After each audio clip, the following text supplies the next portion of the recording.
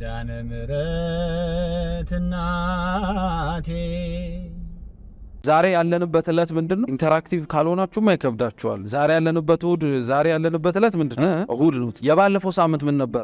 እሁድ። ምን ይለየዋል? ባለፈው ሳምንትም እሁድ ነው፣ ያሁንም እሁድ ነው። ባለፈው ሳምንት የነበረው ሰዓት ስንት ነው? 1 ሰዓት ነው እሁድ ውስጥ ያለው 24 ሰዓት አይደል? አሁን ያለው እሁድ ስንት ሰዓት ነው? 24 ሰዓት። የባለፈው ሳምንት እሁድ ላይ እንደዚሁ ደመና ነበረ። የአሁኑ ሳምንት እሁድ ላይ እንዴት እንዲሁ ደመና። እኛ እንደነዚህ አይነት ነገሮችን አይተን ነገሩን ተመሳሳይ እናደርገዋለን እንጂ ያቺ እሁድ አልፋለች፣ መቼም አትመለስ። እቺም እሁድ አልፋለች፣ ነገ መቼም አትመጣም። እመቤታችን ትልቅ የተናገረችው ንግግር ምንድነው? አላፊ በሆነው ጊዜ ዘላለማዊ የሆነ ነገርን ያዙበት፣ ገንዘብ አድርጉበት። አላፊ የሆነውን ጊዜያችሁ ዘላለማዊ በሆነው ጊዜ ለውጡበት ማለት ነው። አምላካችን መድኃኒታችን ኢየሱስ ክርስቶስም ጊዜን አዋቂ ነው። እመቤታችን ቅድስት ንጽሕት ድንግል ማርያምም ጊዜን አዋቂ ናት። ስለዚህ ክርስቲያኖች አንዱ ፈለጋቸው ክርስቶስን መምሰል ነው ሲባል ክርስቶስን ከምንመስልባቸው ነገሮች አንደኛው ነገር ምንድነው? ጊዜን መጠቀም ነው፣ ወይም ደግሞ አግባብ የሆነውን ጊዜን መከተል ነው። እና አንድ ሰው ስለ ጊዜ ሊኖረው የሚገባው ግንዛቤ የመጀመሪያው ነገር አላፊ መሆኑን ነው እኛ ያለንበት። ሁለተኛው ስለ ጊዜ ሊኖረን የሚያስፈልገው ግንዛቤ ጊዜ የተፈጠረ ነገር ነው። በተፈጠረ ጊዜ ላይ ፈጣሪ የሆነውን አምላክ ውስጥ ከተን እሱ የት ነበረ ብለን የምናወራው የቃላት ድክመት ስላለብን ነው እንጂ ለሱ እንደዚህ አይነት ነገር ተገብቶት አይደለም። ቅዱስ ዮሐንስ አፈወርቅ ለዛ ነው በክርስቶስና በቤተ ክርስቲያን በእግዚአብሔር መካከል የሚጠቀማቸውን ቃላቶች በጣም ደካማና በጣም ሰነፍ ናቸው።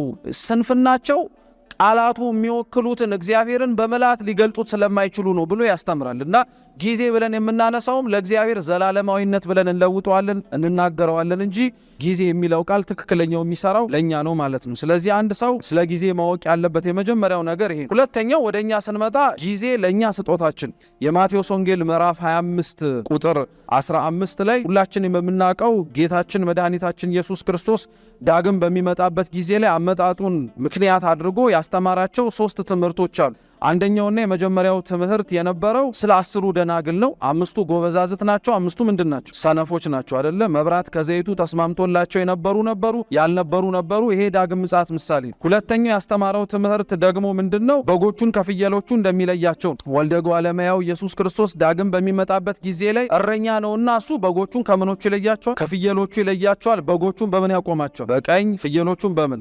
በግራ። ሶስተኛው ምሳሌ ላይ የምታስታውሱት ከሆነ ራሱ ክርስቶስ ራሱን እንደ ባለጸጋ አድርጎ በ3 ሰዎች አንጻር መክሊት የሰጠበትን ምሳሌ ታስታውሱታላችሁ። እሱ ምሳሌ መሰረታዊውንና ለጊዜ እንዴት እንደምንጠቀምበት አንዷን አንቀጽ ብቻ አንስቼ ላንብብላችሁ። ምን ይላል?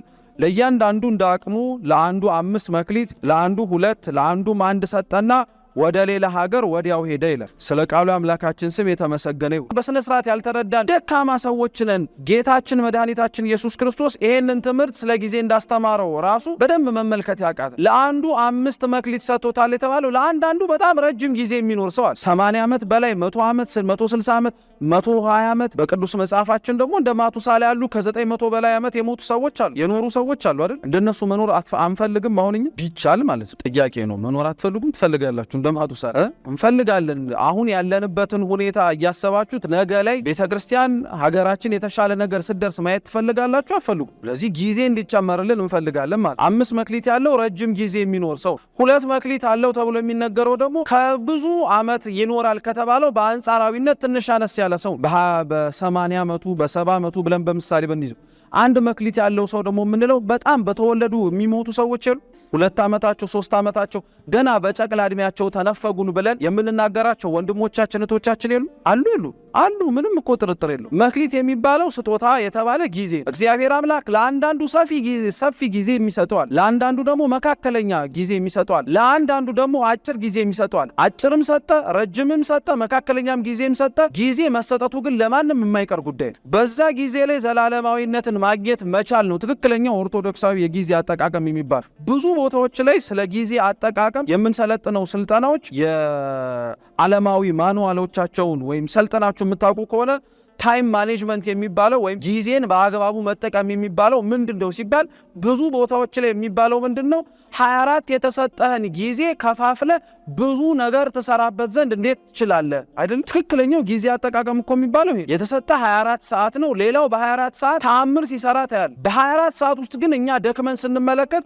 እገሌ እንዴት ነው እንዲሆነው ሲባል ጊዜውን በአግባቡ ስለሚጠቀም ነው ይባል። በዓለም ላይ የምናውቃቸው በጣም የተሻሉ ስልጡን ናቸው የተመራመሩ ናቸው ብለን የህይወት ተሞክሮቻቸውን የምንሰማባቸው እነሱም የሚያጋሩ ማህበራዊ ሚዲያን በሉት መጽሐፍትም ላይ በሉት የምንመለከታቸው ሰዎች አንዱ መርሃቸው ጊዜ አጠቃቀም ነውና እኔ ጊዜን እንዲን የምጠቀመው ይላል። ጠዋት እነሳለሁ እንዲያረጋለሁ፣ ከሰዓት ላይ እንዲያረጋለሁ፣ ማታ ላይ እንዲያረጋለሁ ይላል። ከዛ በኋላ እኛ ራሳችንን ባለን ጊዜ ውስጥ የሰራነውንና ያልሰራነውን ስራ ሚዛን ውስጥ እያስገባን ምን ማድረግ እንድንችል ያልሰራነውን በዛች ሰዓት ውስጥ መክተት እንድንችል ነው አይደል? እየሰማችሁ ታይም ማኔጅመንት ማለት ይሄ ነው። ክርስቲያን ግን ታይም ማኔጅመንት ሳይሆን ያለው ታይም ስቱዋርድሺፕ ነው የሚባለው። ጊዜን በአጠቃቀምና ጊዜን በአግባቡ መጠቀም በጣም ይለያል። ጊዜን መጠቀም ማለት በ24 ሰዓት ውስጥ በተሰጠ ጊዜ ውስጥ ጠቅጥቀህ መስራት አለብኝ ብለህ የምታምነውን ነገር በሙሉ በ24 ሰዓት ውስጥ መክተትና መስራት። ታይም ስቱዋርድሺፕ ጊዜን በአግባቡ መጠቀም ደግሞ የሚባለው ምንድነው? መቀነስ ያለብህን ነገር ማውጣት መቻል አለብህ። ማውጣት መቻል ያለብህን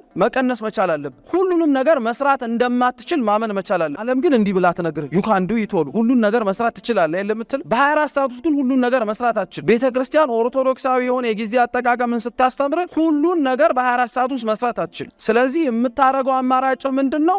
መስራት የምትችለውን ትሰራለህ። ልትሰራው የማያስፈልግህና ልትሰራው እቅድ ውስጥ መግባት የሌለበትን ነገር ደግሞ ታወጣለህ። ትክክለኛው የጊዜ አጠቃቀም ይሄ።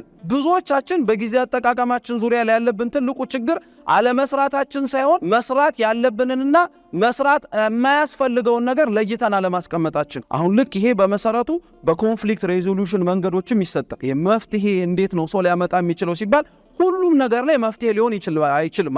አንድ የሆነ በጣም አንኳር የሆነ ችግር መፍትሄ መስጠት ማለት ለሌላው ችግሮች እሱ ራሱ መፍትሄ ይሆናል ሲባል ሰምታችሁ አታውቁ? ለምሳሌ አሁን በዚህ በችግር መፍትሄ አድርገን ምሳሌውን ለጊዜ አጠቃቀም እንረዳ። አሁን ቤተክርስቲያን ያለባትን ዘርፈ ብዙ ችግር ስትመለከቱ ችግሮቿን በንብ ቀፎ መስሉትና ደርድሩት። ከመንግስት ችግር አለ እንበል፣ ከራሳችን ችግር አለ እንበል፣ ከሆነ አካል ችግር አለ እንበል፣ ከሆነ አካል ችግር አለ እንበል፣ ብቻ 5-6 አለ እንበል። መቼም ንብ ካለ ከንብ መራባት ጋርና ከንብ አብሮ መስፈር ጋር የሚመጣው ምንድነው? ማር።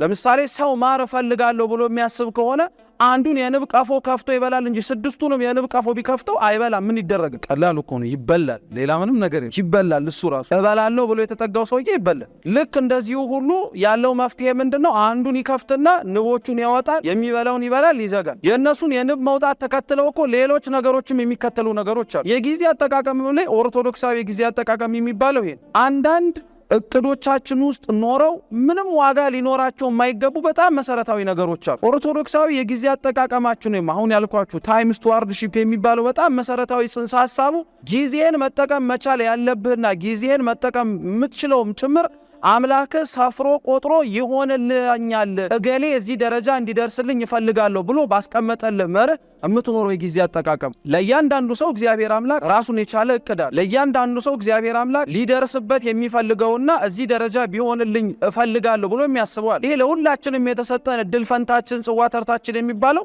ማንም ለገሃነም ለሲኦል የተፈጠረ የለም። የተፈጠርነው ሁላችንም ምን መግባት መቻል እንድንችል መንግስተ ሰማያት። እቅድህ ከዛ ነው የሚጀምረው ማለት ነው። መንግስተ ሰማያት መግባት እቅድህ። መንግስተ ሰማያት እንድትገባ ሊያስችል የሚችሉ ተጓዳኝ የሆኑ እቅዶችን ታቅዳለህ። ላያስገባ የሚችሉ እቅዶችን ታወጣለህ። እሱ ነው ትክክለኛው የጊዜ አጠቃቀም የሚባል። ምድራዊ አይደለንማ ሁላችን ሰማያዊ የሆነ መንግስት እንወርሳለን ካልን መርህ የእቅድህ መነሻ መሆን የሚችለው እግዚአብሔር ካሰበልህና ይሆንልኛል ብሎ ካሰበ ከወጠነልህ ነገር። ትክክለኛው ኦርቶዶክሳዊ የጊዜ አጠቃቀም የሚባለው ይሄንን ነው።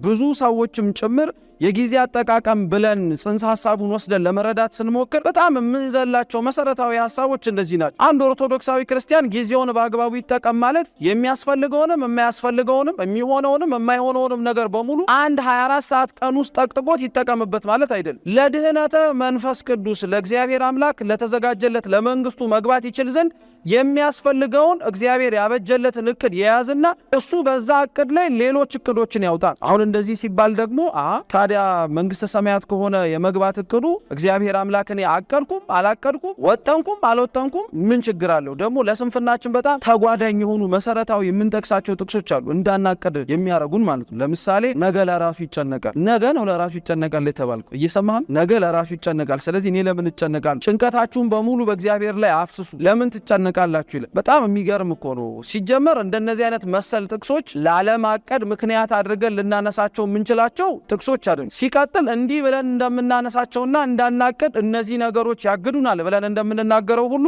እንድናቀድ ደግሞ የሚያስገድዱን ነገሮች አሉ። ለምሳሌ የሉቃስ ወንጌል ምዕራፍ 14 ላይ ጌታችን መድኃኒታችን ኢየሱስ ክርስቶስ ያስተማረው የባለጸጋ ትምህርት አለ። ባለጸጋው ነገ ሊሆን ይችላል ብሎ ለነገ የሚያተርፍበትንና ለነገ የሚደክምበትን ያስቀመጠበት ነገር አለ። ሌላው ደግሞ አምላካችን መድኃኒታችን ኢየሱስ ክርስቶስ መጽሐፈ ምሳሌ ምዕራፍ 16 ቁጥር 9 ላይ በጠቢቡ ሰሎሞን አድሮ እንዲህ ብሎ ይናገራል። የሰው ልብ መንገዱን ያዘጋጃል፣ እግዚአብሔር ደግሞ አካሄዱን ያቀናለታል ይላል። ካንተ መንገድ ማዘጋጀት ግዴታ ይጠበቅባል። አካሄድህን የማቃናት ሁኔታና ለአካሄድህን የማቃናት ነገር ግን የማንፈንታ አንተ ወደድክም ጠላህም ሁላችንም የማቀድ ግዴታ አለ። ካቀድን በኋላ ግን አካሄዳችን እንደ አንድ ኦርቶዶክሳዊ ክርስቲያን ጊዜ አጠቃቀማችን ወደ መንግስተ ሰማያት ሊያስገባን የሚያስፈልግ ስለሆነ ያንን ያቀድከውንና ያሰብከው ነገር ወደዛ የማያስገባ ከሆነ ማን ያቃናላል? እግዚአብሔር ያቃናላል። ይሄኛውን አውጣው ይሄኛውን አስገባው ይልላል። ትክክለኛው የጊዜ አጠቃቀም የሚባለው መርህም ይሄ ነው ማለት ነው። እና አንድ ሰው እኔ አላቅድም ፈጣሪ እንደፈቀደልኝ የምኖረው ማለት አይችልም። ሲጀመር አቅደህም የምትኖረው ማን እንደፈቀደልህ አላችሁ። ሲጀመርም አቅደህ የምትኖረው ማን እንደፈቀደልህ እግዚአብሔር እንደፈቀደልህ እኮ እምታቅደው እሱን ለመምሰል ቢያንስ የሚያስችልህን አንድ ነገር እኮ ለማግኘት እሱን ለመምሰል መከራ መስቀሉን እንሸከም ይባላል። እሱን ለመምሰል ጸዋቶ መከራዎችን ብቻ ሳይሆን እሱ በልቡ ደግ ትሁት ነውና እኛም በልባችን ደግ ትሁት ይባል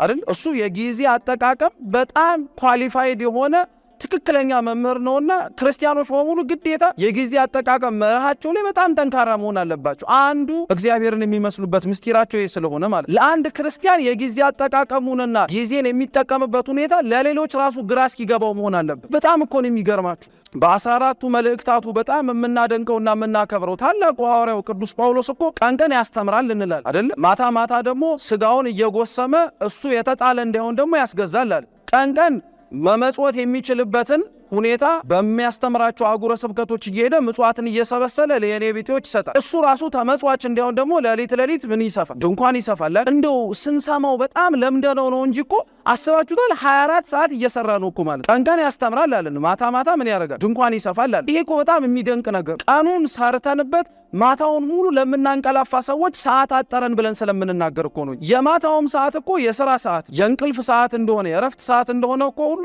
ትግሃ ሌሊት አንዱ ትልቁ ጸጋ ለሆነላቸው ለአባቶች ለእናቶች ቅዱሳን እኮ የማታው ሌሊት ራሱ እኮ አንድ የሚለወጡበት ሰዓት አንድ ጊዜ አጠቃቀማቸው ውስጥ የሚያቅዱበት ሰዓት